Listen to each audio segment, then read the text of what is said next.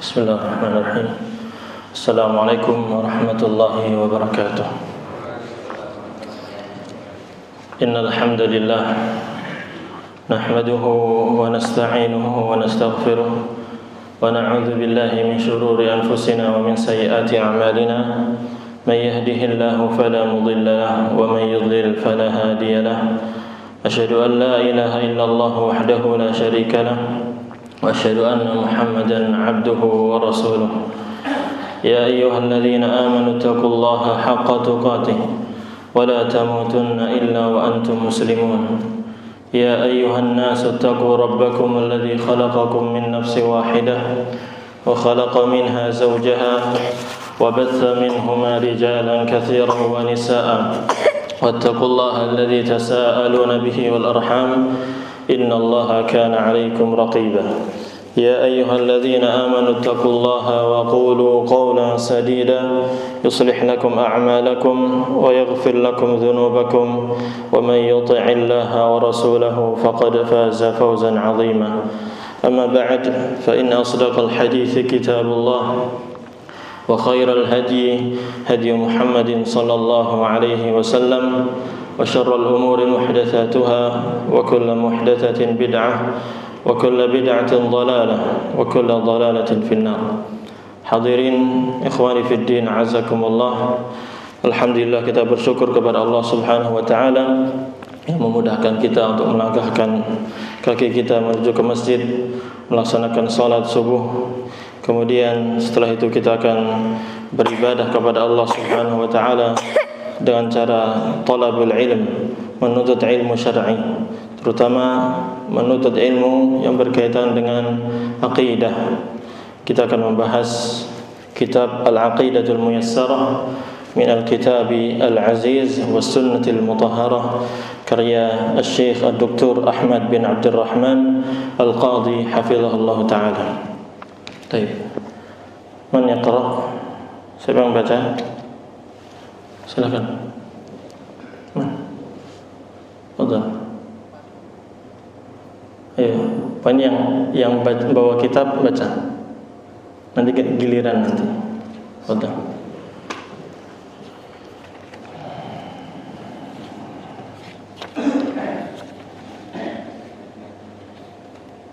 Masih ya, dari atas, dari bismillah kemarin sudah kita bahas.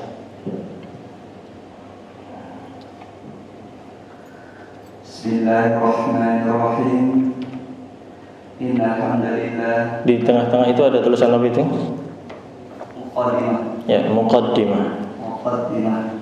Innal hamdalillah nahmaduhu wa nasta'inuhu wa nastaghfiruh wa na'udzu billahi min shururi anfusina wa sayyiati a'malina.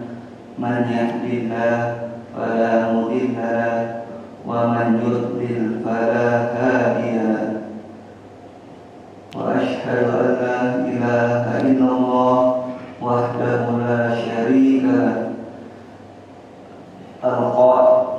القائل سبحانه هو الذي بعث في الأميين رسولا منهم يتلو عليهم آياته ويزكيهم ويعلمهم الكتاب والحكمة وإن كانوا من قبل لفي ضلال مبين. الجمعة. وأشهد أن محمدا عبده ورسوله وأشهد أن محمدا عبده ورسوله الذي امتن الله على عباده بعثته. Ba-nya ada dua ya. Jadi itu pertama bi, kemudian bi bi'tsatihi. Bi bi'tsatihi. Ya, bi bi'tsatihi. Qala laqad manna Allah 'alal mu'minin. Laqad manna Allahu 'alal mu'minin إذ بعث فيهم رسولا من أنفسهم يتلو عليهم آياته ويزكيهم ويعلمهم الكتاب والحكمة وإن كانوا من قبل لفي ضلال مبين. آل Imran 164. Ya. Setelahnya ada tulisan apa itu? Amma ba'd. Baik. Barakallahu fiik. Itu seperti itu cara membacanya. Ya, penulis hafizahullah taala memulai dengan sepenggal atau secuil dari yang disebut dengan khutbatul hajah. Khutbatul hajah adalah pembukaan pada setiap khutbah, ceramah ataupun tausiah yang diajarkan oleh Nabi kita Muhammad sallallahu alaihi wasallam kepada para sahabatnya. Yang kita sering dengar ya, innal hamdalillah dan seterusnya. Sampai kepada kata-kata apa? Wa kullu bid'atin dhalalah wa kullu dhalalatin finnar. Itu semuanya adalah riwayat sahih dari Nabi kita Muhammad sallallahu alaihi wasallam, diriwayatkan oleh Imam Ahmad, At-Tirmidzi, An-Nasa'i, Ibnu Majah dan yang lainnya. Dan riwayat-riwayat tersebut dikumpulkan oleh Syekh Al-Albani rahimahullah taala dalam kitab apa?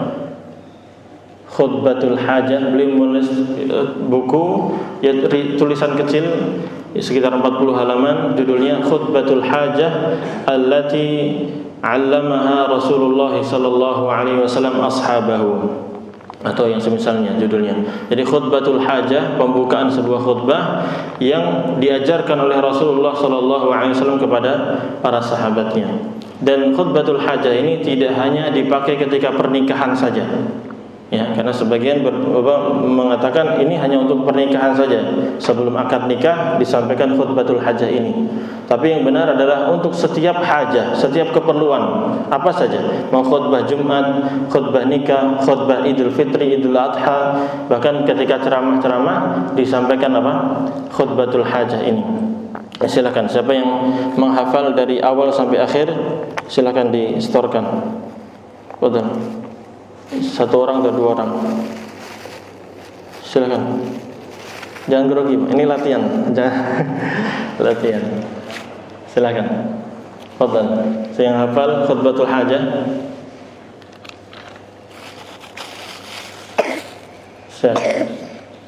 Habis itu kita akan masuk ke pembahasan bukunya. Silakan. Ya. Silakan, Pak. Hafalan ya, jangan baca. Oh, nggak boleh baca. Enggak. Yang hafalan. Ini khutbatul hajah ini penting untuk kita hafal karena ini pertama adalah hadis dari Nabi sallallahu alaihi wasallam. Yang kedua, ini yang diajarkan oleh Nabi kita Muhammad sallallahu alaihi wasallam ketika memulai ceramah ataupun khutbah ataupun yang lainnya. Yang ketiga, dia memiliki kandungan yang sangat luar biasa. Kalau kita cermati makna-maknanya, itu sangat memiliki banyak faedah di situ, banyak ilmu yang bisa kita ambil dari khutbah hajah itu. Silakan siapa? Semaunya, fadhil. Silakan. Siapa?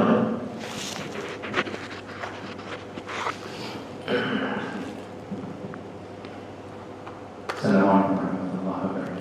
Waalaikumsalam warahmatullahi wabarakatuh. Innal hamdalillah nahmaduhu wa nasta'inuhu wa nastaghfiruh wa na'udzu billahi min shururi anfusina wa min sayyiati a'malina. Man yahdihillahu fala mudilla lahu wa man yudlil fala hadiya lahu.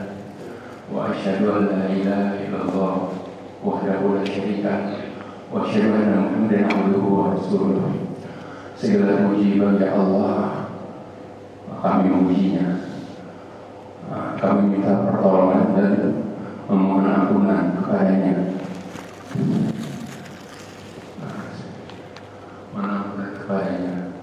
Dan kami juga berlindung dari kejahatan dan kepada siapa? Berlindung kepada Allah dari kejahatan dan keburukan jiwa-jiwa kami. Dan barang siapa dan dari keburukan perbuatan kami. Dan dari keburukan perbuatan kami. Dan barang siapa diberi petunjuk oleh Allah, maka tidak ada yang dapat menyesatkannya. Dan barang siapa disesatkan oleh Allah, maka tidak ada yang dapat memberikan petunjuk. Dan aku bersaksi. Arabnya apa? Belum ini Arabnya. Wa asyhadu an la ilaha illallah wahdahu la syarika lah. Dan aku bersaksi bahwa tiada ilah yang berhak diibadahi dengan benar kecuali Allah semata. Tidak ada sekutu baginya. Wa asyhadu anna Muhammadan abduhu wa rasuluh. Dan aku bersaksi bahwa Muhammad sallallahu alaihi wasallam adalah hamba dan utusannya. Allah inna ya ayyuhalladzina amanu taqullaha haqqa tuqatih wa la tamutunna illa wa antum muslimun. Artinya bertakwalah wahai orang-orang yang beriman, bertakwalah kalian sebenar-benar takwa. Dan janganlah kalian mati kecuali dalam keadaan muslim. Itu aja. Alhamdulillah untuk sampai terjemahannya juga. Iya, silakan yang bisa menyempurnakan. Arabnya aja sebenarnya nggak apa-apa Pak, Arabnya. Tapi kalau bisa terjemahin, insyaallah. Alhamdulillah. Ayo, siapa yang hafal? Nggak ada? Fadhal. Jangan malu-malu. Ini kita belajar ya, pokoknya kita belajar. Kita belajar, jadi sebisa mungkin sambil menghafal, ya minimal memahami apa yang disampaikan. Silakan. Ayo jangan lama-lama nanti brosur selesai urusan. Ini masih ada keterangan lagi tentang di enggak, Arabnya aja enggak. Innal hamdalillah nahmaduhu wa nasta'inuhu wa nastaghfiruh wa na'udzu billahi min shururi anfusina wa min sayyiati a'malina. Man yahdihillahu fala mudilla lahu wa man yudlil fala hadiya lahu. Wa asyhadu anna la ilaha illallah wahdahu la syarika lahu wa asyhadu anna Muhammadan abduhu wa rasuluhu. Enggak ada la namanya ba'da. Abduhu wa rasuluhu saja. Abduhu wa rasuluhu. Ya, untuk riwayat itu enggak disebutin la nabi ba'da. Ya ayyuhalladzina amanu haqqa tuqatih wa la tamutunna illa wa antum muslimun. Ya ayyuhan nasu taqu rabbakum alladzi khalaqakum min nafsin wahidah wa khalaqa minha zawjaha wa batha minhuma rijalan katsiran wa nisaa'a. Wattaqullaha alladzi tasaaluna bihi wal arham. Innallaha kana 'alaykum raqiba. Ya ayyuhalladzina amanu taqullaha wa qulu qawlan sadida yuslih lakum a'malakum wa yaghfir lakum dhunubakum wa may yuti'illaha wa rasulahu faqad faza fawzan 'azima. Amma ba'd. Fa inna asdaqal hadithi kitabullahi ta'ala wa khairal umuri hadi Muhammadin sallallahu alaihi wasallam wa syarrul umuri muhdatsatuha wa kullu muhdatsatin bid'ah wa kullu bid'atin dhalalah wa kullu dhalalatin finnar. Baik, masyaallah. Barakallahu fik. Jadi seperti itu namanya khutbatul hajah, dan itu sebagaimana kita tegaskan di awal, itu bukan karangan ustadz kita, bukan karangan ulama kita, tapi itu betul-betul riwayat sahih dari Nabi kita Muhammad sallallahu alaihi wasallam. Sehingga ketika ada ustadz yang ceramah ataupun khutbah Jumat dimulai dengan innal hamdalillah, jangan langsung dituduh dengan tuduhan-tuduhan yang lain, disandarkan kepada kelompok-kelompok radikal ataupun yang lain. Tidak, ini murni dari apa? Dari sunnah Nabi kita Muhammad sallallahu alaihi wasallam. Dan ini hendaknya kita populerkan di masyarakat. Ketika kita khutbah Jumat dimanapun kita berada, pakai aja itu, biar masyarakat mengenal itu. Kalau kita bisa menerjemahkan langsung saat itu, maka itu lebih baik, karena biar mereka juga paham artinya, tidak hanya memahami bahasa Arabnya saja. Ya, di khutbah hajah ini sedikit dibahas sedikit ya. Kita diperintahkan, dianjurkan untuk, ini hukumnya sunnah ya, hukumnya sunnah untuk memulai dengan khutbatul hajah ini. Dianjurkan oleh Nabi kita Muhammad SAW. Jadi di awal kita mengatakan sesungguhnya segala puji itu hanya milik Allah Subhanahu wa taala. Jadi pujian yang sempurna yang disertai dengan pengagungan dan kecintaan hanya diberikan kepada Allah Subhanahu wa taala, dan kita senantiasa memuji Allah Subhanahu wa taala karena banyaknya nikmat yang Allah berikan kepada kita. Kita bisa bangun pagi seperti ini masih dalam keadaan hidup, bisa melaksanakan sholat, bisa mendengarkan kajian seperti ini, kita masih bisa bernafas, bisa melihat dengan jelas, bisa mendengar, bisa berbicara, bisa memegang, bisa berjalan. Semuanya adalah nikmat dari Allah Subhanahu wa taala. Maka innal hamda lillah, segala puji hanya milik Allah. Di sini juga kita bisa menghilangkan rasa sombong di dalam hati kita, menghilangkan rasa ujub, bangga diri di dalam hati kita, bahwasanya kemampuan yang Allah berikan, yang kita miliki ini, kemampuan yang kita miliki, kita bisa berceramah, kita bisa belajar, kita bisa menghafal, kita bisa menyampaikan kepada orang, ini bukan karena murni dari kemampuan kita, tapi ini karunia dari siapa? Allah Subhanahu wa taala. Sehingga dengan di awal langsung kita tegaskan innal hamdalillah, sesungguhnya segala puji hanya milik Allah.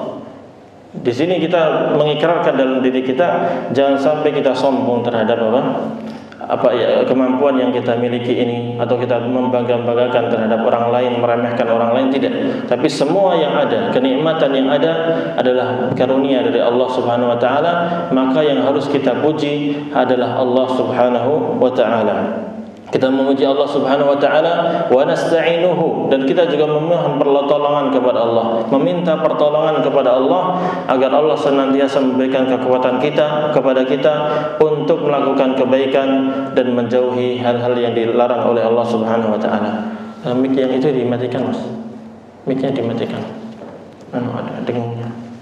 Kemudian wa nastaghfiruh, kita juga memohon ampun kepada Allah Subhanahu wa taala, karena kita semuanya menyadari bahwa kita tidak akan sempurna, kita tidak sempurna. Kita kadang taruhlah 5 hari berbuat ketaatan, ternyata di hari yang ke-6 kita melakukan maksiat, tergelincir dalam hal maksiat karena syahwat yang sedang menggelora misalnya. Nah, ini kita harus minta ampun kepada Allah Subhanahu wa taala. Bahkan dalam ketaatan kita pun kita masih memiliki kekurangan. Kadang kita tidak sempurna, kita ngantuk, kita lupa. Ya, kadang kita juga ketika sholat misalnya, kita beribadah, kita memikirkan hal-hal lain yang di luar ibadah. Maka ini kesalahan. Hendaknya kita meminta ampun kepada Allah Subhanahu wa taala, dan juga kita berlindung kepada Allah dari kejahatan jiwa kita. Karena jiwa itu terbagi menjadi berapa? 3. Pertama adalah nafsun mutmainnah, jiwa yang tenang dengan keimanan, dengan amal saleh. Ini jiwanya orang-orang yang mukmin, yang sempurna imannya. Kemudian nafsun lawwamah, jiwa yang senantiasa mengeluh, senantiasa mencela. Dan ini punya 2 potensi kebaikan dan juga potensi keburukan. Potensi kebaikannya dari sisi dia selalu mencela kita sendiri. Kita kadang mencela kita sendiri ketika kita tidak sempurna dalam menjalankan ketaatan kepada Allah, atau kita terjerumus dalam dosa lalu kita mencela diri kita, ya Allah, kenapa saya melakukan ini? Padahal Allah mengatakan gini, padahal Rasul mengajarkan kita seperti ini. Nah, seperti itu. Jadi itu jiwa lawwamah, memiliki potensi kebaikan juga. Tapi yang potensi keburukan hanya ammaratun bisu'. Ini jiwa yang ketiga, ya, jiwa yang senantiasa memerintahkan untuk melakukan keburukan, mengajak kita untuk melakukan keburukan, untuk maksiat, untuk malas dalam ketaatan. Ini jiwa yang kita berlindung kepada Allah dari ini, agar kita dijauhi dari jiwa yang seperti ini, agar diri kita senantiasa taat kepada Allah Subhanahu wa taala, berusaha maksimal dalam menjalankan agama Islam ini, dan jangan sampai kita memiliki jiwa yang selalu mengajak kita untuk melakukan keburukan. Misalnya datang waktu azan, ntar lagi ya, udah tidur dulu, masih pagi, atau sibuk, masih kerjaan masih banyak, nanti aja, sholat gampang misalnya. Atau hal-hal yang lain, ketika kita diberikan pilihan, dua pilihan, yang satu maksiat, yang satu ketaatan. Nah, di situ kadang jiwa ammaratun bisu, jiwa yang memerintahkan kepada keburukan, ingin melakukan apa? Keburukan tersebut yang ada di hadapan mata kita. Ditambah lagi bisikan dari siapa? Syaitan. Nah, maka kita berlindung kepada Allah dari jiwa yang buruk seperti ini. Dan juga kita berlindung kepada Allah dari keburukan-keburukan yang disebabkan karena perbuatan kita. Baik maknanya itu amalan-amalan yang buruk atau efek dari amalan buruk itu, efek dari dosa-dosa yang kita lakukan. Kita berlindung kepada Allah dari hal tersebut. Kemudian Nabi SAW mengatakan, siapa yang Allah berikan hidayah kepada dia, maka tidak ada yang bisa menyesatkan. Seandainya Allah sudah mentakdirkan fulan mendapatkan hidayah, maka seandainya satu desa mengepung dia untuk mengajak dia menuju kepada kesesatan, dia tetap akan teguh, akan kuat, tidak akan tergoyahkan oleh gangguan-gangguan mereka. Ini juga di sini ada isyarat bahwasanya hidayah itu di sisi Allah Subhanahu wa taala. Hendaknya kita memohon kepada Allah hidayah. Kita selalu berdoa, ihdinas siratal mustaqim, ya Allah berikan hidayah, petunjuk kepada kami menuju jalan yang lurus. Nah, ini diulang-ulang terus doa itu biar kita teguh di atasnya. Ini sama seperti ayat yang akan dibacakan nanti, wala tamutunna illa wa antum muslimun. Jangan engkau meninggal kecuali dalam keadaan Islam. Istiqomah terus di dalam hidayah ini, di atas agama Islam, hidayah kepada jalan yang lurus, kepada agama Islam yang bersumber dari Al-Quran dan Sunnah Nabi Muhammad SAW. Kemudian, wa man yudlil fala hadiyalah. Tapi siapa yang Allah kehendaki dia sesat, maka tidak ada yang bisa memberikan hidayah. Dan ini tidak ada jaminan, ya. Tidak ada jaminan. Orang yang telah memiliki ilmu banyak bisa jadi sesat. Dan banyak orang-orang yang demikian. Allah sesatkan dia dalam keadaan memiliki ilmu. Dan juga banyak orang yang Allah sesatkan karena memang kebodohan dia. Maka siapa yang Allah kehendaki untuk tidak mendapatkan hidayah, untuk menjadi orang yang sesat, maka tidak ada yang bisa memberikan hidayah kepada dia. Maka Nabi Allah Subhanahu wa taala berfirman, innaka la tahdi man ahbabta. Bahkan sesungguhnya engkau wahai Nabi Muhammad tidak bisa memberikan hidayah taufik kepada orang yang engkau cintai. Nabi saya tidak bisa. Yang bisa hanya sekedar menyampaikan ilmu. Kita sampaikan ilmu kepada saudara-saudara kita sampaikan hadis-hadisnya, dalil-dalilnya. Nah, dia menerima atau tidak, itu siapa yang menentukan? Allah Subhanahu wa taala. Dan tentunya orang tersebut juga Allah berikan kemampuan untuk menyerap. Semua manusia diberikan oleh Allah Subhanahu wa taala pendengaran, penglihatan, hati, bisa mencerna. Maka ketika dia menentukan bahwa dia menolak dalil tersebut, menolak hadis-hadis yang kita sampaikan, maka itu juga kesalahan dari dirinya sendiri. Dia sudah diberitahu tapi dia tidak mau mendengarkan, berpaling dari petunjuk itu. Maka di sini juga kita berlindung kepada Allah dari kesesatan.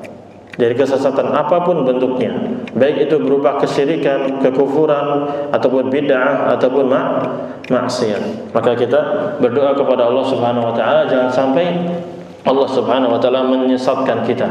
Rabbana, apa doanya? La tuzigh qulubana ba'da idh hadaitana wa hab lana min ladunka rahmah innaka antal wahhab. Itu doa harus kita ulang-ulang. Ya Allah, jangan Engkau sesatkan hati kami setelah Engkau berikan hidayah kepada kami. Berikanlah karunia rahmat-Mu kepada kami, sesungguhnya Engkau Maha memberi karunia. Ya, itu sangat luar biasa maknanya di mukadimah tersebut. Kemudian kita bersaksi, asyhadu an la ilaha illallah, bahwasanya saya bersaksi tidak ada Tuhan yang berhak disembah dengan benar kecuali Allah saja. Hanya Allah Tuhan satu-satunya. Kita mengingkari seluruh sesembahan-sesembahan dari selain Allah Subhanahu wa taala, baik itu berupa nabi, wali, ataupun matahari, bulan, bintang, ataupun patung-patung dan lain sebagainya. Itu semuanya kita ingkari, bahwasanya mereka sama sekali tidak berhak untuk disembah. Yang berhak disembah hanya siapa? Allah Subhanahu wa taala. Ini keyakinan ini harus kita tanamkan dengan kuat dan nanti akan kita perdalam dalam kitab tersebut. Bahwasanya orang yang telah bersyahadat, apalagi sering mengucapkan la ilaha illallah, maka hendaknya dia apa? Meyakini bahwasanya tidak ada Tuhan yang berhak disembah dengan benar kecuali Allah. Sehingga tidak ada istilah semua agama sama-sama apa? Punya Tuhan, tidak. Tapi hendaknya kita agama mengatakan bahwasanya agama yang benar di sisi Allah hanyalah agama Islam yang mengajarkan kepada kita untuk menyembah hanya kepada Allah Subhanahu wa taala, dan ditegaskan di sini wahdah, dia saja yang berat disembah, hanya dia Allah Subhanahu wa taala saja. La syarikalah, tidak ada sekutu baginya. Jadi tidak ada tuhan-tuhan lain selain Allah Subhanahu wa taala.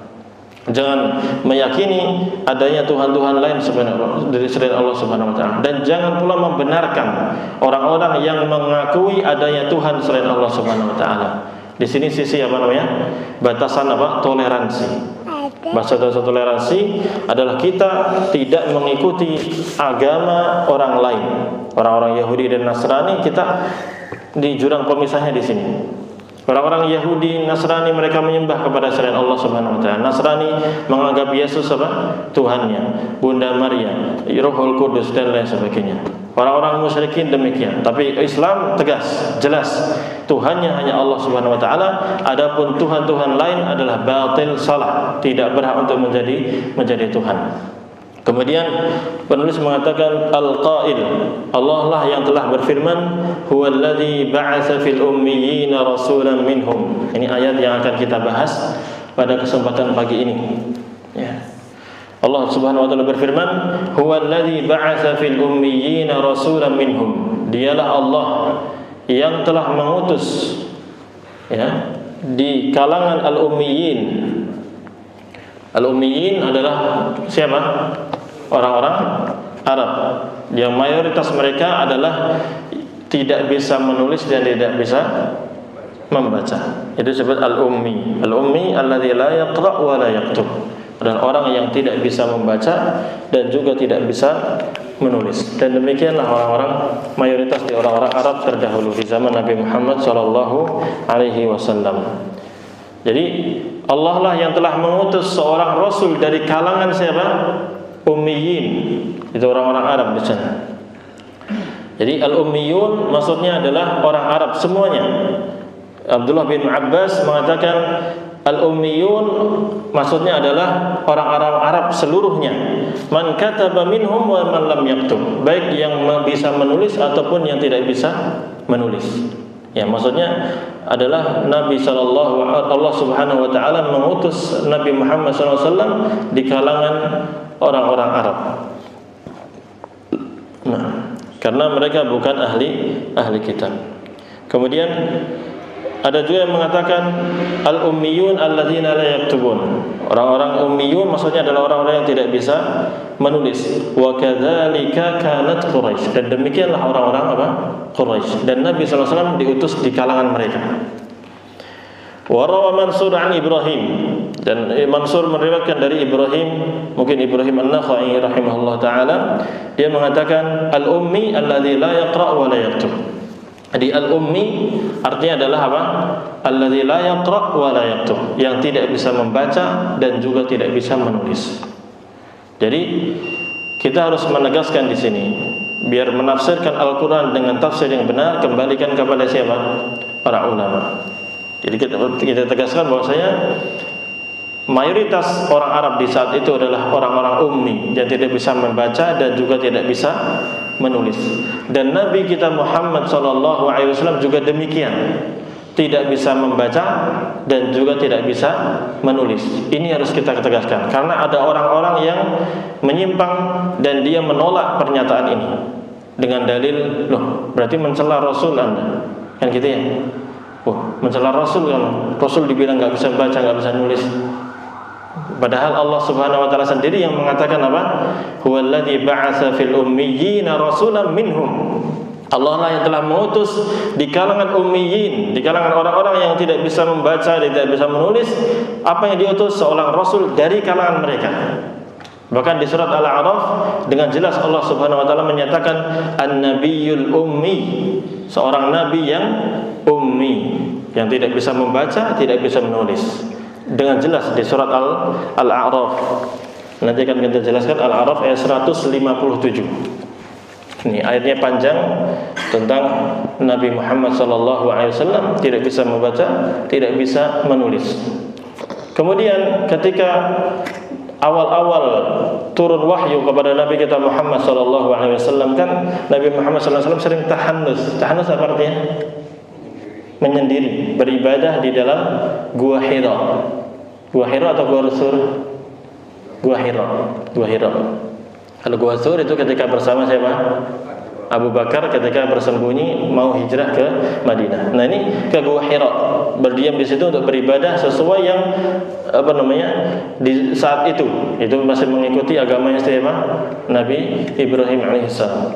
Nah, ketika bertahanus berdiam diri di sana, didatangi malaikat Jibril alaihissalam. Ini wahyu pertama. Kemudian malaikat Jibril menyampaikan surat Al-Alaq ayat 1 sampai 5. Apa awalnya? Iqra.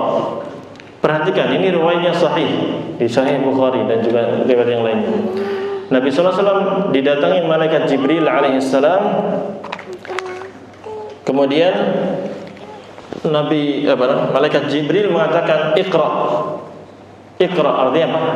Bacalah. Bacalah. Apa jawaban Nabi Muhammad SAW? Ma ana biqari. Saya bukanlah orang yang bisa membaca. Jelas sekali itu tidak? Jelas. Tidak bisa membaca. Ma ana biqari. Saya tidak bisa membaca. Yang baca tulisan gini tidak bisa. Diulangi lagi, Iqra, baca. Ma ana biqari 3 kali. Kemudian itu ditalqin sama malaikat Jibril sehingga sampailah kepada beliau, disampaikan kepada beliau 5 ayat. Iqra bismi rabbikal ladzi khalaq alladzi khalaqal insana min 'alaq. Iqra wa rabbukal akram alladzi 'allama bil qalam. Sampai situ. 'Allamal insana ma lam ya'lam, sampai situ. Nah, menunjukkan apa? Nabi SAW ummi, betul-betul ummi, tidak bisa membaca, tidak bisa menulis. Ya. Dan apa hikmahnya?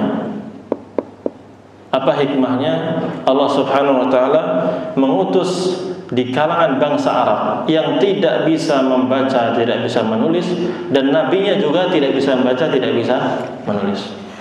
Apa hikmahnya? Iya Pak? Enggak jelas. Gimana suaranya? Keras ya? Enggak apa? Ya, bahwa Al-Quran itu benar-benar buatan Allah, bukan buatan Nabi Muhammad. Ya, betul-betul bahwasanya Al-Quran itu firman Allah Subhanahu wa taala, bukan karangannya atau buatannya siapa? Nabi Muhammad sallallahu alaihi wasallam. Itu satu. Dan lagi hikmah yang lain? Ya, kita baca aja langsung ya.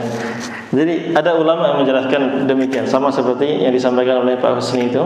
Jadi Imam Al-Mawardi rahimahullah taala mengatakan, fa in qila, kalau dikatakan, ma wajhul imtinan min in ba'atha ma wajhul imtinan in ba'atha nabiyyan ummiyan. Apa segi hikmahnya? Kenapa Allah Subhanahu wa taala memberikan kepada kita, mengaruniakan kepada orang-orang Arab tersebut seorang nabi yang ummi, yang tidak bisa baca, tidak bisa nulis. Apa yang pertama? Fal jawabu anhu an salasati aujuh. Jawaban tentangnya dari 3 jawaban. Yang pertama, ini antum bisa tulis. Kenapa Nabi Muhammad SAW diutus dalam keadaan tidak bisa baca, tidak bisa menulis? Yang pertama, limuwafaqatihi ma taqaddamat bihi bisyaratul anbiya, agar sesuai dengan berita-berita gembira yang disampaikan oleh para nabi sebelumnya. Apa? Agar sesuai dengan berita-berita gembira, kabar gembira yang disampaikan oleh para nabi sebelum Nabi kita Muhammad sallallahu alaihi wasallam. Artinya apa? Para nabi sebelum Nabi kita Muhammad SAW telah memberikan kabar kepada umatnya bahwasanya akan datang seorang Rasul di akhir zaman nanti, yang ciri-cirinya ini. Banyak ciri-cirinya kan gitu ya. Di antara cirinya apa? Ummi, tidak bisa baca, tidak bisa nulis. Itu ciri-ciri yang disebutkan dalam kitab-kitab terdahulu. Perhatikan surat Al-A'raf. Yang baca Al-Quran silakan dibuka. Al-A'raf ayat 157. Allah Subhanahu wa taala berfirman, "Alladzina yattabi'una ar-rasulan nabiyyal ummi." Langsung dengan jelas Allah mengatakan mereka adalah orang-orang yang mengikuti seorang rasul, seorang nabi, rasul sekaligus nabi. Ya, Rasulullah SAW nabi dan juga rasul. Ar-rasul an-nabi al-ummi, seorang rasul dan juga nabi dan ummi. Ummi artinya apa tadi? Tidak bisa baca, tidak bisa menulis. Maka bahkan di terjemahan Depak, ya, terjemahan Depak dengan jelas, yang tidak bisa baca tulis. Sama seperti apa? Karena demikianlah penjelasan para ahli tafsir dalam menafsirkan ayat tersebut.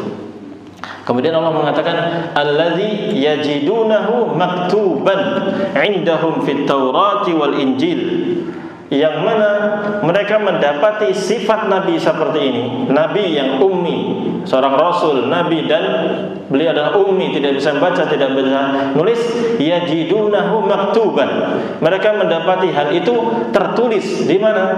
Fit Taurati wal Injil, di Taurat dan Injil. Ini Taurat dan Injil yang asli ya, bukan yang sudah dirubah-rubah. Ya. Pernah ada penelitian bahwasanya ada videonya keterangan bahwasanya Nabi Muhammad, nama Muhammad itu disebutkan dalam kitab Taurat atau Injil. Yang bahasa Ibrani kitab apa? Yang bahasa Ibrani. Tapi waktu itu yang bongkar adalah orang Yahudi yang sudah masuk Islam. Apa Injil? Kalau nggak Taurat ya Injil ya? Atau Taurat? Allah, kalau nggak Taurat Injil, antara dua itu. Yang jelas di tulisan Ibraninya itu tertulis Muhammad gitu, Muhammad dan seterusnya. Tapi di versi Indonesianya tidak disebutkan Muhammad, cuma ditulisnya saja. Nyanya siapa? Nggak tahu. Nggak dihilang itu nama siapa? Nabi Muhammad SAW. Makanya ini yang diantara yang menguatkan ayat ini adalah ketika Nabi SAW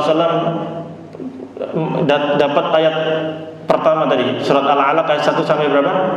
5. Nabi SAW gemetaran kemudian ngomong sama Khadijah radhiyallahu anha, lalu Khadijah membawa kepada pamannya ya. Pamannya atau sepupunya? Pamannya ya, kepada pamannya, yaitu adalah rahib dari kalangan siapa? Nasrani kalau salah. Nasrani yang taat. Beliau mengatakan, orang Nasrani tersebut mengatakan, ini ayat-ayat ini yang dibawa oleh Namus yang dulu datang kepada Nabi Musa, yang dibawa oleh Nabi siapa? Oleh malaikat Jibril, yang dibawa oleh kepada Nabi Musa. Dibenarkan sama pendeta tersebut. Dan ketika Nabi SAW berangkat ke Syam untuk dagang bersama pamannya, masih ingat ya? Itu orang-orang ulama-ulamanya kok mendapati ada ciri-ciri apa? Kenabian. Dilihat itu tanda-tanda kenabian. Betul seperti yang ditulis dalam mana? Taurat atau Injil. Karena memang detail. Ciri-cirinya itu sangat detail. Sehingga Allah mengatakan ya'rifunahu kama ya'rifuna abna'ahum. Orang-orang Yahudi, orang-orang Nasrani, ahli kitab yang membaca kitab Taurat dan juga Injil, mereka mengenal Nabi Muhammad SAW sebagaimana mengenal siapa? Anaknya. Karena detail ciri-cirinya. Di antara ciri-cirinya apa? Al-ummi.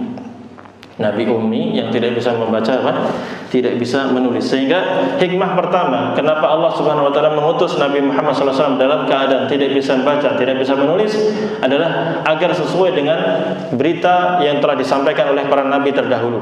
Sehingga orang-orang ahli kitab, orang-orang Yahudi ataupun Nasrani ataupun orang-orang yang membaca kitab Taurat dan Injil, wahyu-wahyu dari Allah Subhanahu wa taala yang disampaikan kepada para nabi yang lainnya, ketika melihat adanya seorang yang diutus di kalangan orang-orang yang tidak bisa membaca, tidak bisa menulis, langsung refleks apa?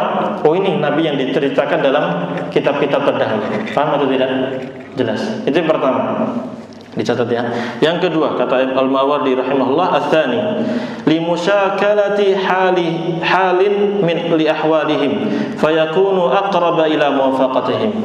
Diutusnya Nabi Muhammad sallallahu alaihi wasallam dalam keadaan tidak bisa membaca, tidak bisa menulis, karena biar sesuai dengan keadaan masyarakat di sekitarnya. Ya. Bangsa Arab, terutama Quraisy dan sekitarnya, mereka tidak bisa membaca, tidak bisa menulis, mayoritasnya ya. Nah, ketika Rasulullah SAW diutus sama kondisi seperti mereka, dan ternyata beliau mendapatkan wahyu yang sangat luar biasa, bahkan Al-Quran ini fasih sekali, bahasa Arabnya sangat tinggi, sastranya sangat luar biasa, sehingga orang-orang Arab yang fasih di sekitarnya pun tidak bisa membawakan kata-kata yang semisal dengan itu. Padahal mereka fusaha, ahlul lughah, ahli bahasa. Kalau kita kumpulkan orang-orang zaman sekarang yang ahli bahasa untuk menyusun kata-kata yang disusun oleh orang-orang Arab terdahulu, seperti di syair-syair mu'allaqat. Syair-syair mu'allaqat itu syair-syair yang sangat indah sekali, yang sudah juara mungkin ya, juara 1 atau gimana. Kemudian karena saking menang dan sangat indahnya, ditempel, digantung di mana? Ka'bah.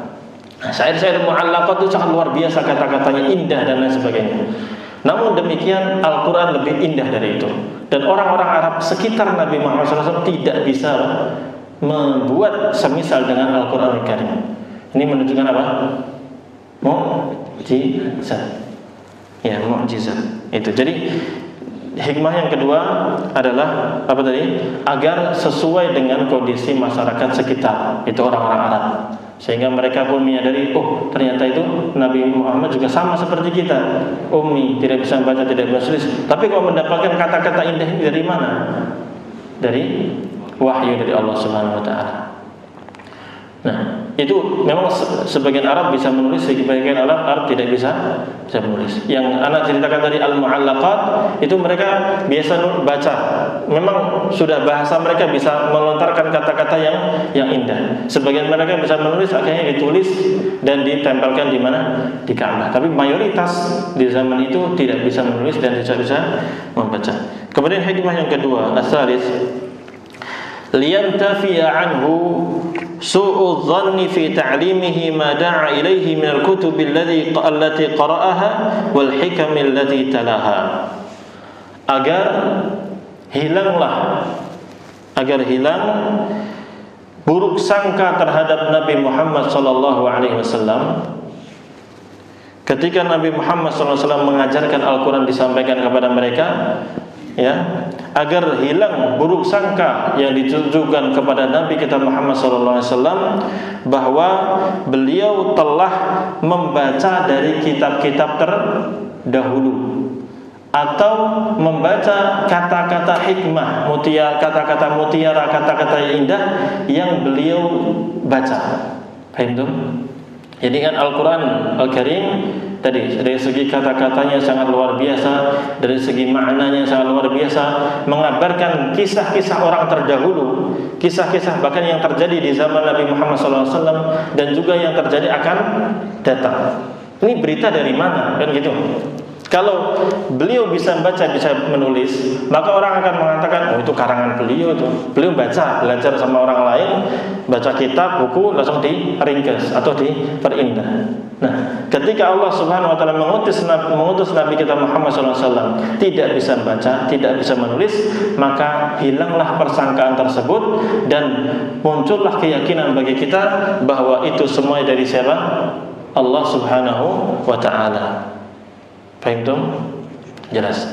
Dan Imam Al-Qurtubi mengatakan, wa hadza kulluhu dalilu mu'jizatihi wa sidqun nubuwwatihi. Dan ini semuanya menunjukkan tentang apa? Mukjizat Nabi kita Muhammad sallallahu alaihi wasallam, dan juga bahwasanya kenabian dan kerasulan Nabi kita Muhammad sallallahu alaihi wasallam betul-betul benar. Jadi Al-Quran mukjizat dari Allah Subhanahu Wa Taala. Kemudian Nabi Muhammad SAW betul-betul Nabi. Nabi artinya apa? Ya, dari kata apa namanya? Naba'a. Naba'a artinya apa? Berita. Nabiyun itu adalah orang yang diberikan berita.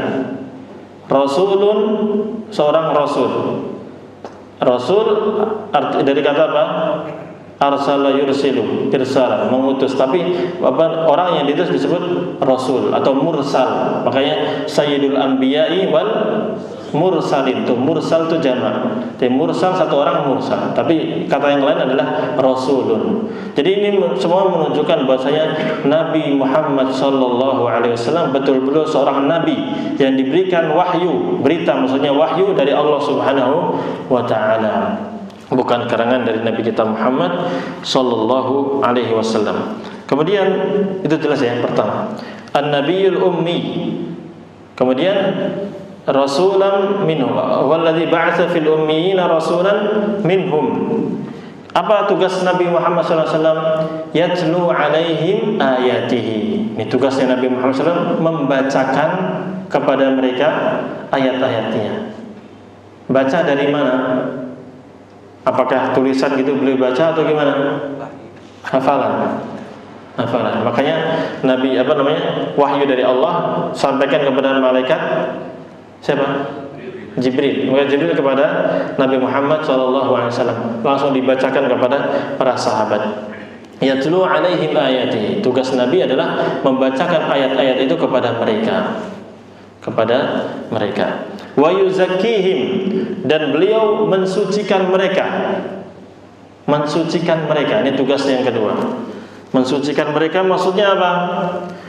Ay yaj'aluhum azkiya'al qulubi bil iman.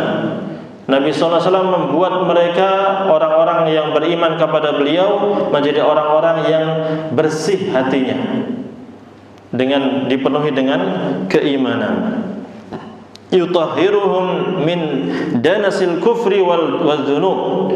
Nabi sallallahu alaihi wasallam membersihkan mereka, mensucikan mereka ya dari apa? Kotoran, kekufuran dan juga dosa-dosa. Ya, dengan disampaikan wahyu dari Allah Subhanahu wa taala, keimanan masuk ke dalam hati mereka, maka dengan sedikit demi sedikit apa? Kekotoran, kekufuran, ya, pemikiran-pemikiran khurafat terhadap berhala-berhala yang ada di zaman itu, ya, mengultuskan orang-orang saleh, menyembelih untuk selain Allah, semuanya hilang, ditinggalkan, sehingga bersihlah hati mereka dari apa? Kekufuran. Dan juga dari dosa-dosa, kemaksiatan.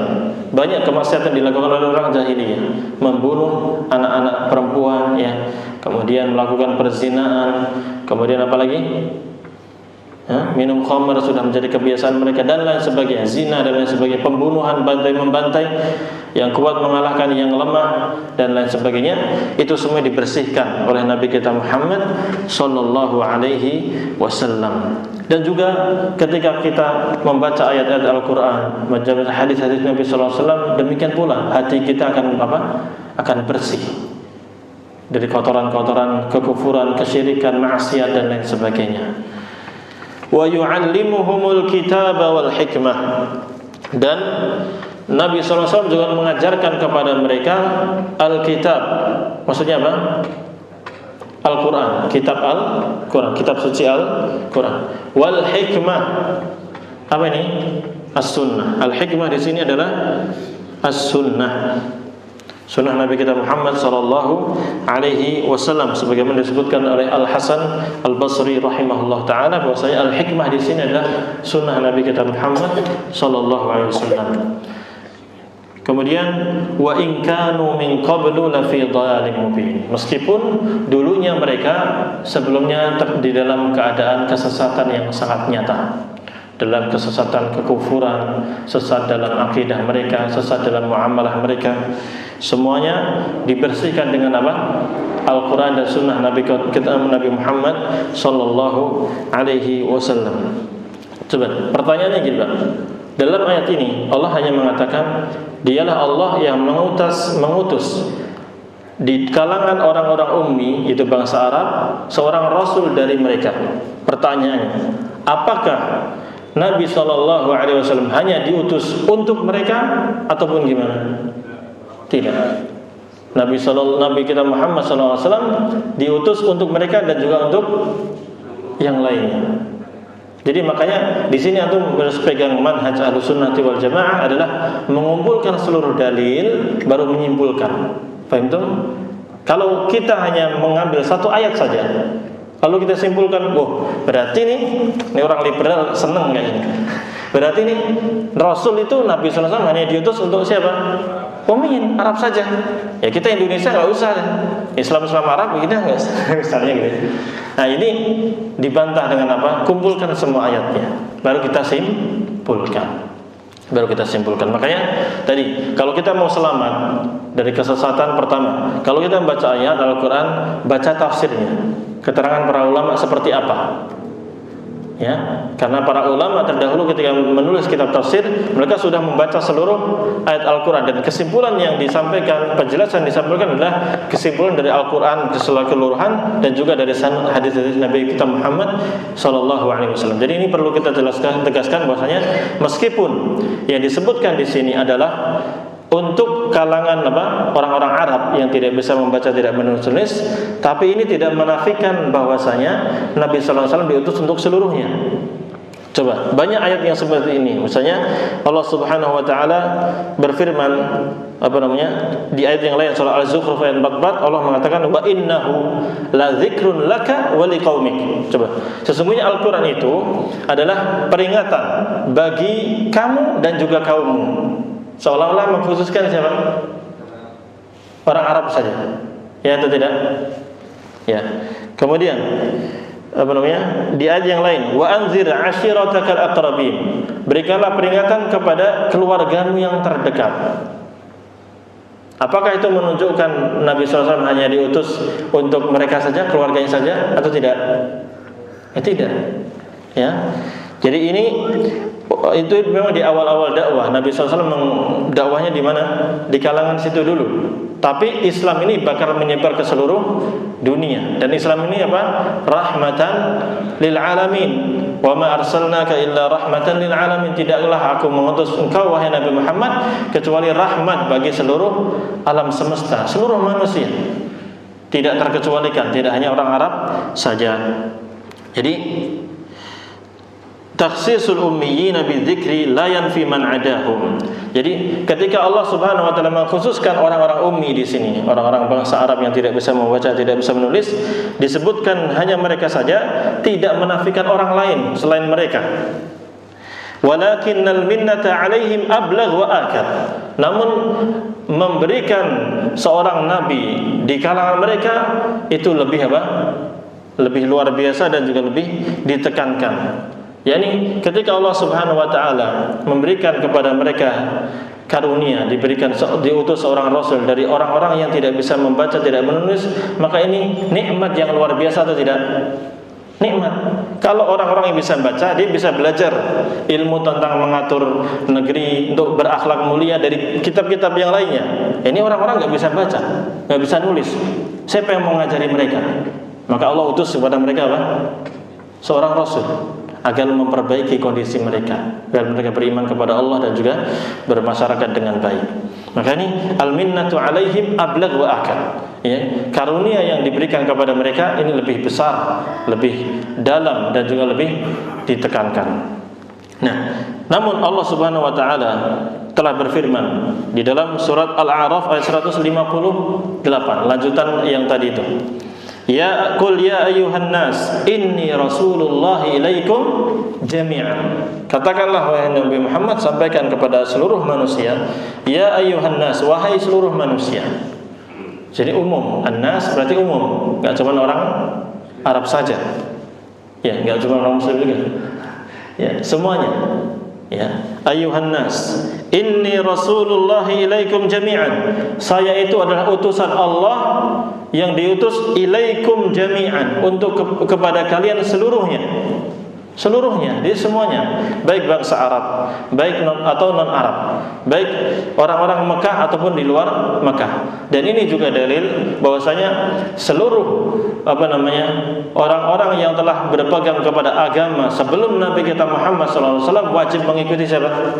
Nabi Muhammad SAW. Orang-orang Yahudi, orang-orang Nasrani, orang-orang lainnya, musyrikin lainnya, meskipun mereka punya kitab masing-masing, tapi setelah diutusnya Nabi kita Muhammad SAW wajib ikut siapa? Nabi Muhammad sallallahu alaihi wasallam. Dalam ayat yang lain Allah berfirman, li'unzirakum bihi wa man balagh. Aku ini akan memberikan peringatan kepada kalian dengan Al-Quran ini dan kepada orang-orang yang Al-Quran ini sampai kepada dia.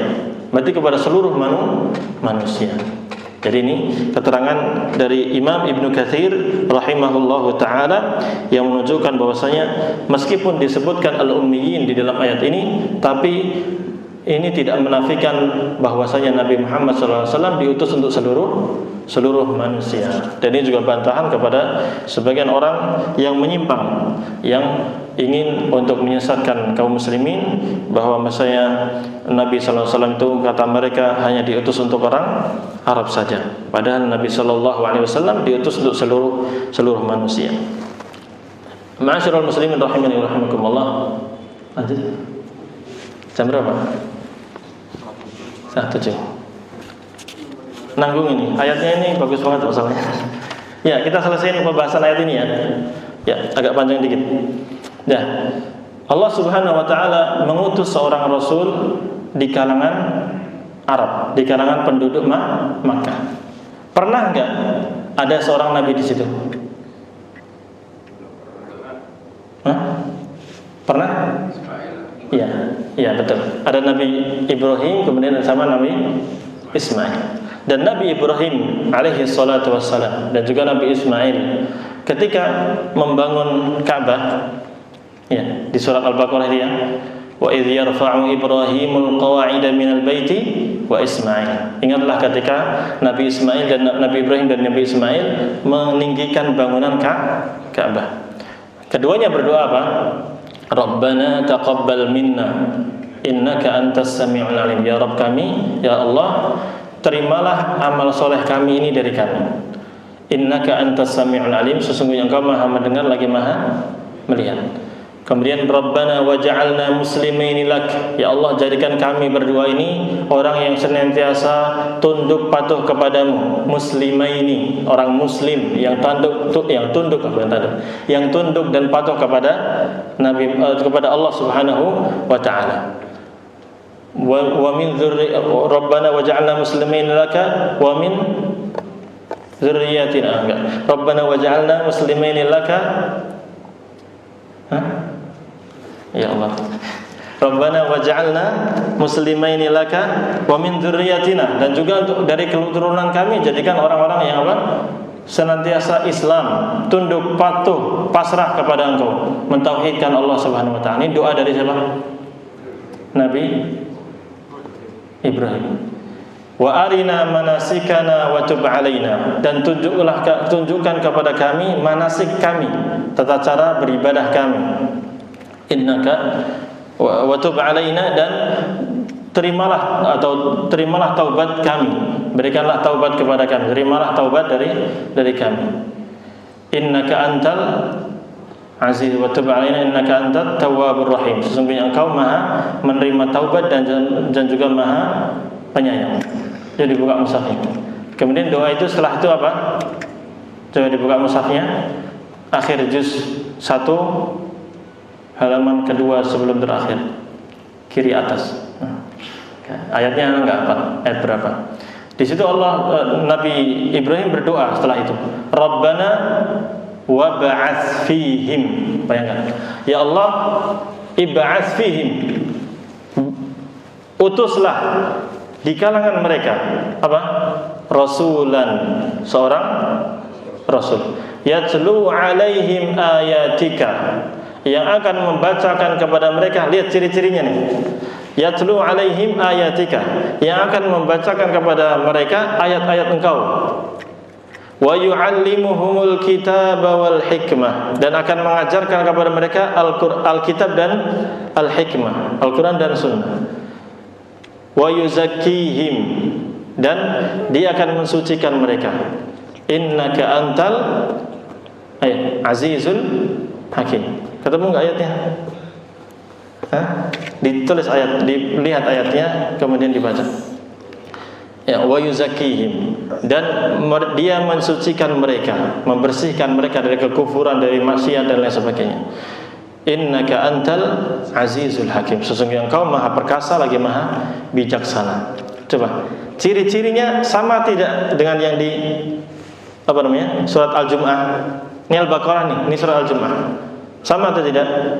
Seorang rasul dari kalangan mereka, warga Makkah. Kemudian ciri-cirinya yatlu alaihim ayatika, di sini yatlu alaihim ayatihi, sama-sama membacakan ayat-ayat Allah.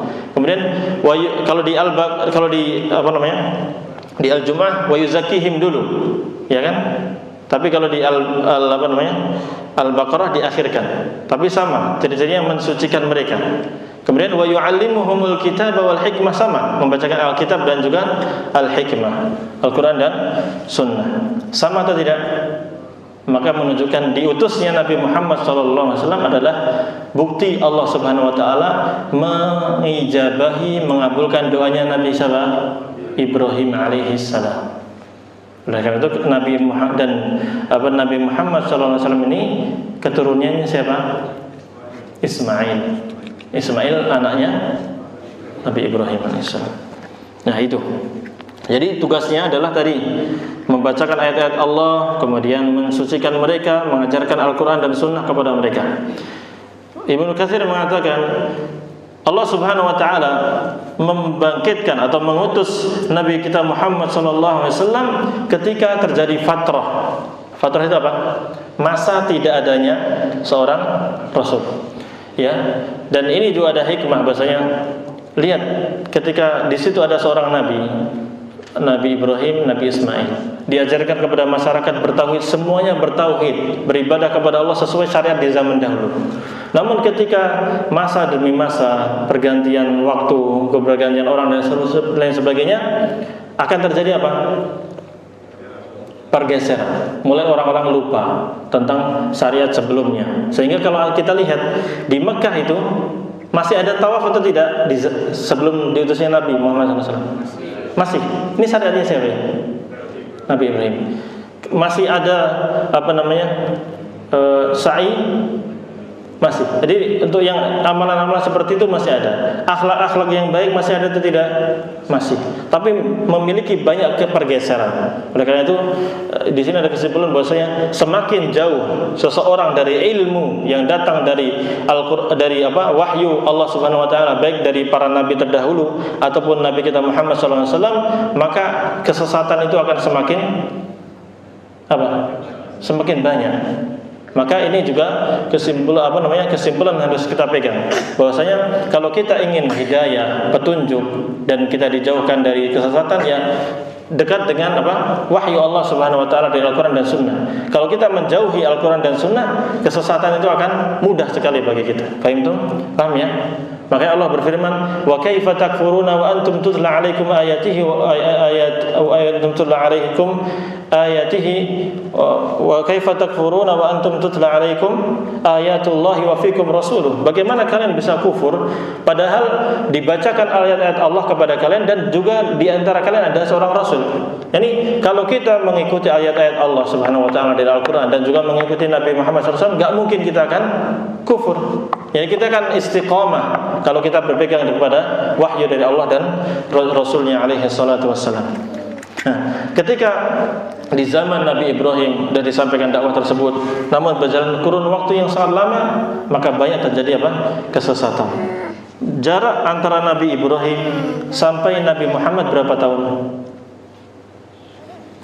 Ya, kalau hal-hal seperti ini, Pak, nggak bisa menebak. Yang ada kita harus cari riwayatnya. Dan di sini disebutkan dalam Ad-Durrul Mansur karya Imam As-Suyuti. Riwayatnya dari Abdullah bin Abbas radhiyallahu anhuma. Abdullah bin Abbas radhiyallahu anhuma mengatakan, ini riwayatnya tadi siapa? Imam As-Suyuti dalam kitab Ad-Durrul Mansur meriwayatkan dari Abdullah bin Abbas radhiyallahu anhuma, beliau mengatakan wa baina Adam wa Nuh alfasanatin. Jarak antara Nabi Adam dan juga Nabi Nuh itu berapa? Alfasanah, 1000 tahun. Makanya 1000 tahun ya terjadi kesesatan di zamannya siapa? Nabi Nuh. Mulai orang-orang nyembah kepada orang kuburan kepada patung-patung orang-orang soleh, ya wali-wali. Nah, terjadi pergeseran. Kemudian wa baina Ibrahim wa Musa 700 sana. Antara Nabi Ibrahim dan juga Nabi Musa 700 tahun. Tulis 700 tahun. Itu pertama. Ini kita mau ngitung jaraknya Nabi Ibrahim ke Nabi Muhammad sallallahu alaihi wasallam.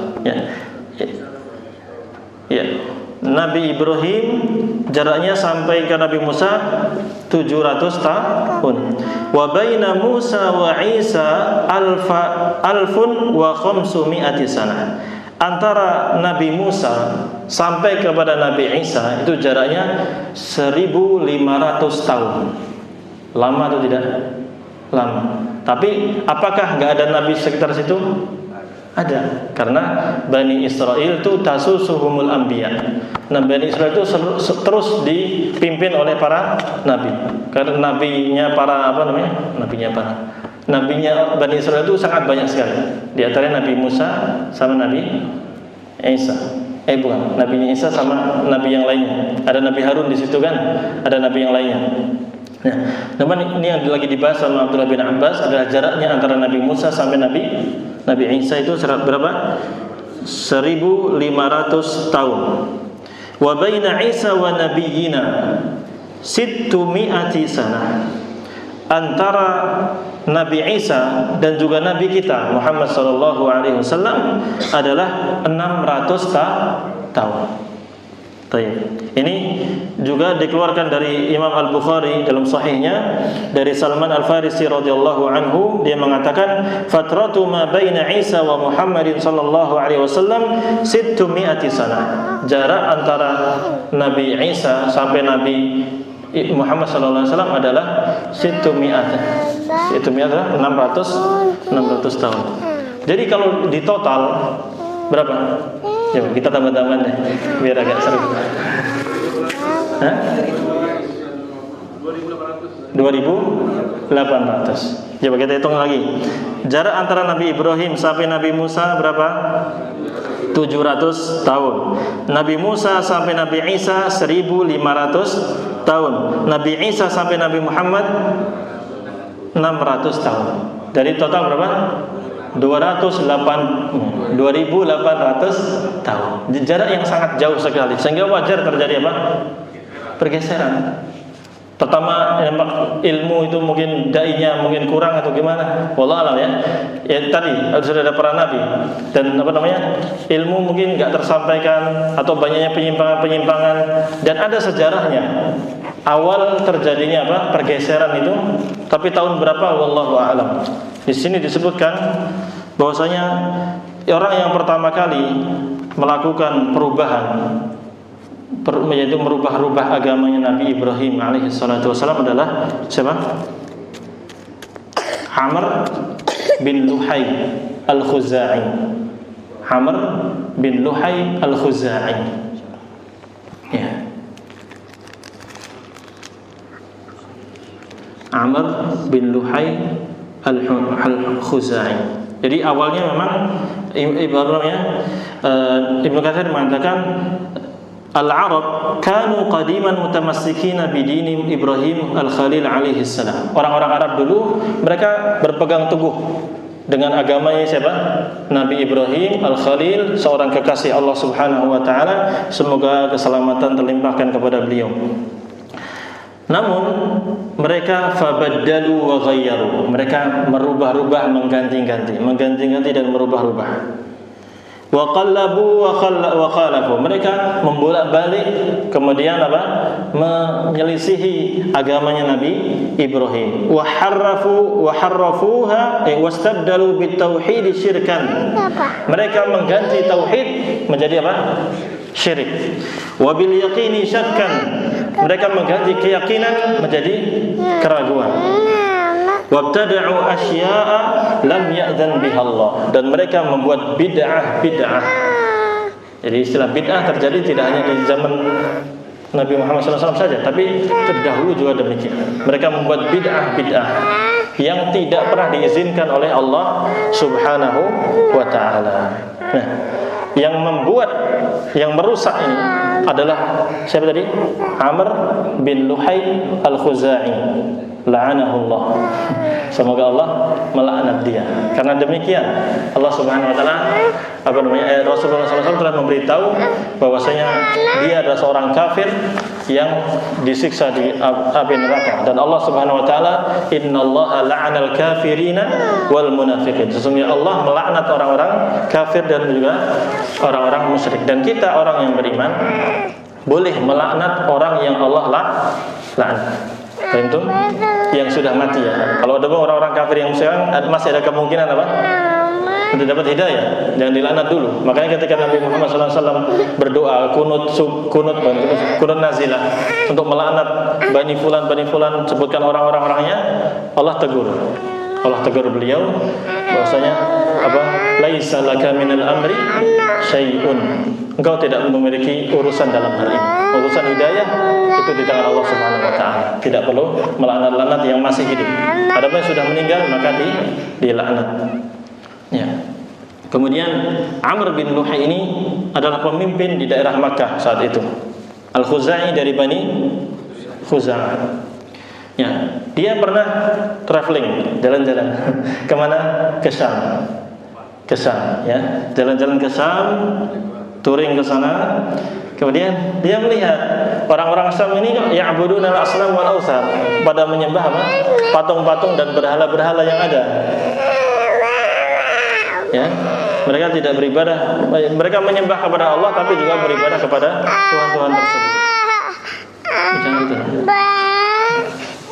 Fastahsana dzalika wa dhannahu haqqan. Maka dia pun menganggap itu baik dan menganggap hal itu adalah sebuah kebaikan. Kenapa? Alasannya apa? Lihat alasannya. Wa kanat Syam anadzaka mahallul rusuli wal kutubi samawiyah. Karena negeri Syam itu dulu adalah tempatnya para nabi dan juga diturunkannya kitab-kitab langit. Kan gitu. Tuh, tempatnya para nabi aja nyembah apa? Nyembah apa? Berhala, pada nyembah patung. Berarti ini bagus kata dia. Kan gitu. Lalu dia mengatakan kepada penduduk Syam tersebut, "Ma hadhil asnam allati arakum ta'budun." Ini patung-patung ini apa? Kok saya melihat kalian semua pada menyembah kepadanya? Qalu, mereka mengatakan, "Hadhihi asnamun na'buduha fanastamtiruha fatumtiru lana." Ini patung-patung ini kita menyembah mereka. Kami minta hujan, dia ngasih hujan. Ini kesedihan luar biasa. Padahal mereka tinggal di mana? Di Syam. Sudah ada kitab-kitab sebelumnya, namun sudah dirubah-rubah. Sudah terjadi penyimpangan-penyimpangan yang sangat luar biasa, sehingga mereka menyembah kepada berhala-berhala tersebut. Kata mereka, kami berdoa kepada dia, patung-patung ini agar diturunkan hujan, kami diberikan hujan. Wa nastansiruha fatansuruna. Kami minta pertolongan biar dimenangkan atas musuh-musuh kami, mereka tuhan-tuhan ini menolong kami. Ini wujud istidraj sebenarnya. Allah ingin mengulur-ulur mereka agar terus dalam kesesatan. Maka Amr bin Luhai pun tertarik dengan hal itu. Lalu dia mengatakan, "Ala tu'tuni minha sanaman?" Maukah kalian memberikan kepadaku satu berhala aja deh, satu berhala, mungkin mujarab nih berhalanya. Fa'asiru bihi ila ardil Arab faya'budunahu, agar saya bisa membawanya ke Arab, agar mereka juga ikut beribadah kepada berhala tersebut. Lalu mereka pun memberikan kepada dia satu berhala yang disebut dengan berhala Hubal. Berhala apa? Hubal. Ini adalah ya. Jadi berhala Hubal ini pemberian dari warga Syam kepada Amr bin Luhai. Ini berhala pertama ya, yang dibawa ke Mekah. Lalu mereka pun dibawa kepada Makkah, lalu ditancapkan di situ, dan dia karena sebagai pemerintah di saat itu, dia memerintahkan manusia untuk beribadah kepada Hubal tersebut. Sehingga ketika di Mekah ada ada patung, ada berhala yang disembah, maka warga Hijaz sekitar Mekah dan sekitarnya termasuk dan lain sebagainya itu juga ikut-ikutan. Ya, dari keterangan dari siapa tadi? Amr bin Luhai, ini disebut apa? Sunnah sayyi'ah. Kebiasaan yang buruk yang diikuti. Dan Nabi SAW mengatakan, man sanna sunnatan sayyi'atan falahu wizruha wa wizru man tabi'aha atau kama qala. Barang siapa yang melakukan kebiasaan yang buruk, mengawali kebiasaan yang buruk, lalu diikuti keburukan itu oleh orang lain, maka dia mendapatkan keburukan, dosa keburukan itu semuanya. Jadi orang yang mengikuti keburukan itu akan pahala. Dosanya juga ke dia. Maka dia gembong yang pertama kali melakukan penyimpangan tersebut. Bahkan disebutkan di sini, jadi setelah itu menyebarlah di kalangan Arab, terjadi banyaknya berhala. Bahkan di Ka'bah sendiri sekitarnya ada berapa? 360 kurang lebih ya, 360. Dan bahkan ini disebutkan di sini, pernah suatu ketika ini, lihat, tidak semua mimpi itu dibenarkan. Amr bin Luhai suatu ketika itu tidur mimpi, didatengin siapa? Jin. Didatengin jin. Jinnya tadi mengabarkan bahwasanya berhala-berhala yang ada di zamannya Nabi Nuh itu, yang disembah oleh kaumnya Nabi Nuh, itu apa? Waddan, terus Wasuwa'an, wa Yaghutha, wa Ya'uqa, wa Nasra. Ada berapa? 5. Wali 5. Nah, ini orang-orang soleh yang kemudian apa?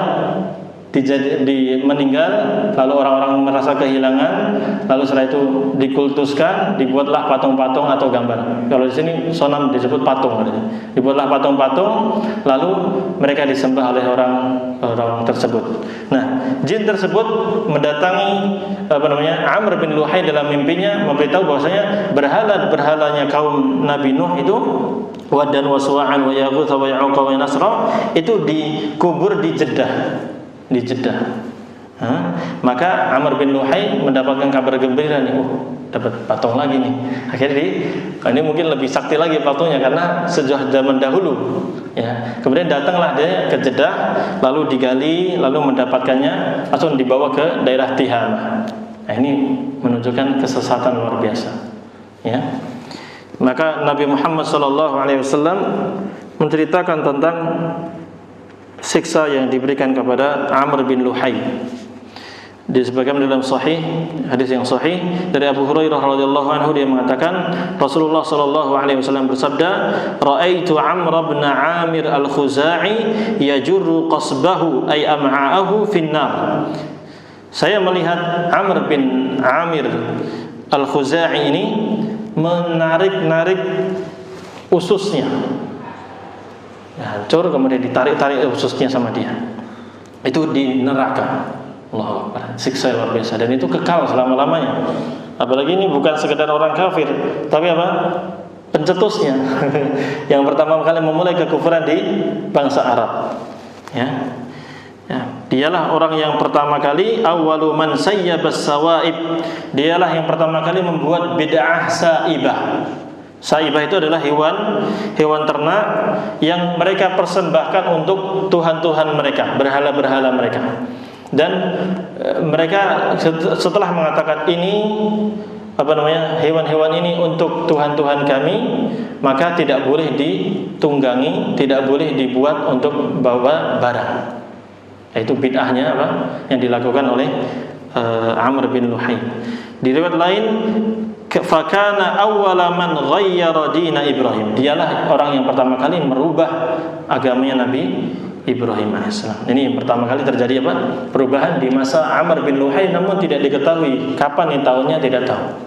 Wallahu taala a'lam. Maka ketika terjadi kerusakan demikian, Allah Subhanahu wa taala mengutus seorang yang mulia, Nabi kita Muhammad sallallahu alaihi wasallam, dengan syariat yang agung. Kata Imam Ibnu Katsir, bi syar'in 'azim, dengan syariat yang sangat agung, kamilin syamilin li jami'il khalq, yang sangat sempurna dan mencakup seluruh makhluk. Fihi hidayatuhum, di syariat yang dibawa oleh Nabi kita Muhammad sallallahu alaihi wasallam terdapat petunjuk bagi mereka.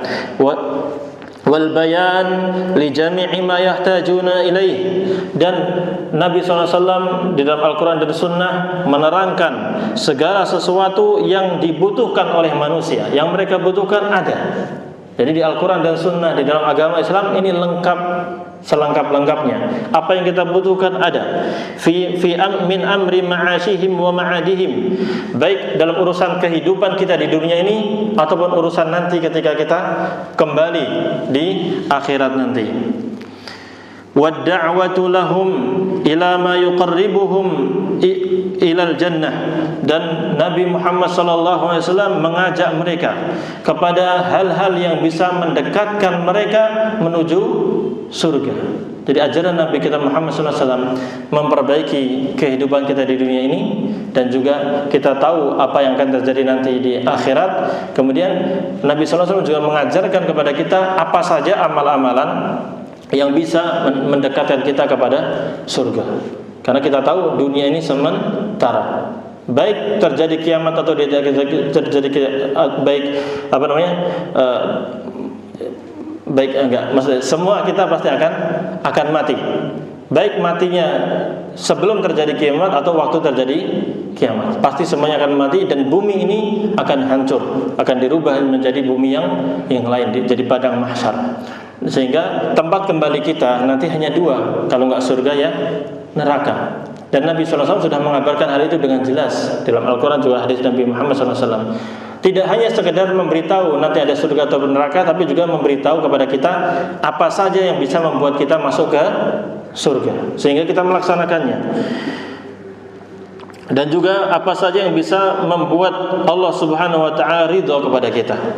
Wa nahyi amma yuqarribuhum ilan nar wa sakhatillah, dan juga Nabi sallallahu alaihi wasallam melarang kita dari melakukan apa-apa yang bisa membuat kita masuk ke dalam neraka, dan juga apa-apa saja yang bisa membuat Allah Subhanahu wa taala murka, marah kepada kita. Hakimun, Nabi Muhammad sallallahu alaihi wasallam adalah seorang hakim yang memutuskan perkara di antara kita. Fasilun li jami'i syubuhati wasyukuk warraibi fil usuli wal furu'. Nabi Muhammad sallallahu alaihi wasallam yang akan menentukan atau yang akan memutuskan perkara dalam segala bentuk syubhat-syubhat dan juga keraguan-keraguan dari baik urusan usul ataupun urusan furu'. Ini semuanya sudah dijelaskan oleh Nabi kita Muhammad sallallahu alaihi wasallam. Jama'a lahu ta'ala wa lahul hamdu wal minnah jami'al mahasini mimman kana qablahu. Nih di antara keutamaan Nabi kita Muhammad sallallahu alaihi wasallam, Allah Subhanahu wa taala mengumpulkan untuk Nabi kita Muhammad sallallahu alaihi wasallam dan juga umatnya segala kebaikan-kebaikan yang telah ada pada nabi-nabi terdahulu. Jadi nabi-nabi kita terdahulu banyak syariat-syariat yang baik, ya. Nah, itu diringkas dikumpulkan di Nabi kita Muhammad sallallahu alaihi wasallam. Jadi kebaikan-kebaikan yang ada di umat-umat terdahulu ada juga di umat Nabi kita Muhammad sallallahu alaihi wasallam. Bahkan diberikan kelebihan lagi. Wa a'tahu ma lam yu'ti ahadan minal awwalin. Allah Subhanahu wa taala memberikan kepada Nabi kita Muhammad sallallahu alaihi wasallam dan juga kepada umatnya apa-apa yang tidak pernah diberikan kepada umat terdahulu. Banyak kekhususan Nabi Muhammad SAW yang tidak dimiliki oleh para nabi yang terdahulu. Ini luar biasa, nikmat yang sangat besar. Wala yu'tihi ahadan minal akharin, yang tidak diberikan kepada orang-orang juga yang setelah itu, setelah Nabi kita Muhammad SAW. Fa salawatullahi wa salamuhu alaihi daiman ila yaumiddin. Maka semoga salawat dan salam Allah Subhanahu wa taala limpahkan kepada Nabi kita Muhammad sallallahu alaihi wasallam terus senantiasa dilimpahkan kepada beliau sampai pada hari kiamat kelak. Demikian penjelasan dari Imam Ibnu Katsir rahimahullah taala tentang tafsir dari ayat Al-Jumu'ah ayat Ini menunjukkan kepada kita karunia yang sangat besar yang Allah Subhanahu wa taala berikan kepada kita. Kita diberikan seorang nabi yang sangat sempurna, yang memiliki syariat yang sangat indah. Ya. Kemudian ma'asyiral muslimin rahimani wa rahimakumullah, harus kita perdalam lagi tentang ajaran Nabi kita Muhammad sallallahu alaihi wasallam. Kita bersyukur kepada Allah Subhanahu wa taala diberikan hidayah untuk masuk ke dalam agama Islam. Nah, syukur kita ini diwujudkan dengan cara apa? Mempelajari agama ini agar kita bisa mengamalkannya, dan inti dari belajar kita adalah agar kita menjadi orang yang mukmin yang sempurna, yang senantiasa taat kepada Allah dan Rasulnya alaihi salatu wassalam. Demikian yang bisa kita sampaikan. Ada pertanyaannya? Enggak usah ya? Udah siang. Baik, silakan nanti habis ini mau yang sholat. Kalau setelah itu ada rezeki di depan diambil. Kita tutup dengan doa kafaratul majelis. Subhanakallahumma wa bihamdika asyhadu an la ilaha illa anta astaghfiruka wa atubu ilaik. Assalamualaikum warahmatullahi wabarakatuh.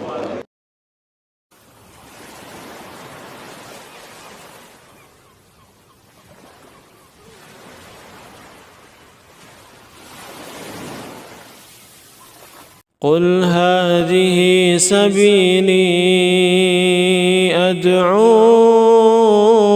إلى الله على بصيرة أنا ومن اتبعني وسبحان الله وما أنا من المشركين.